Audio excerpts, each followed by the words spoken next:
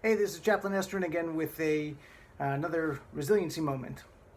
So the Hebrew language has a lot of puns, but instead of similar words being used to crack jokes, they're actually used by great rabbis to explain how Scripture actually uses these words to express its deepest messages, which are hidden in plain sight.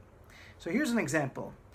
Chapter 30 of Psalms is actually personally one of my favorite prayers, and that's because my youngest son has complex cardiac disease, and he wasn't actually expected to live at all. So the messages in that psalm really speak to me personally.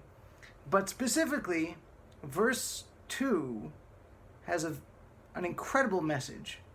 Verse 2 says, "I will exalt you, O Lord, for you have raised me up, and you have not allowed my enemies to rejoice over me."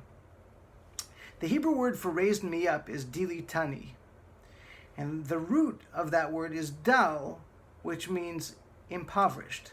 So now if we look at the verse again, it means, "I will exalt you, O Lord, for you have impoverished me." So why would we thank God for going through an experience of becoming impoverished? A 19th century rabbi by the name of Rabbi Yehuda Alter explains this really beautifully. And he says that the word also comes from the root word deli, which means a bucket. So in your own mind, think of a bucket, you think of a well.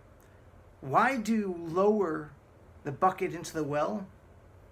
For the purpose of raising life-giving waters.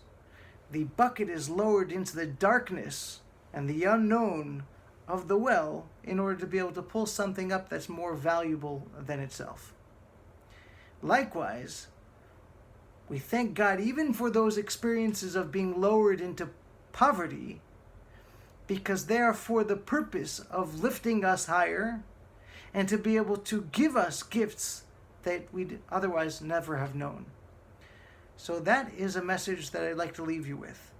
Sometimes by being lowered into an experience which is mentally or emotionally impoverishing, sometimes it's for going into those places that we can find the most meaningful and the deepest gifts of life itself. And for that, we thank God, we exalt God for even lowering us up, but it's for the purpose of lifting us higher afterwards.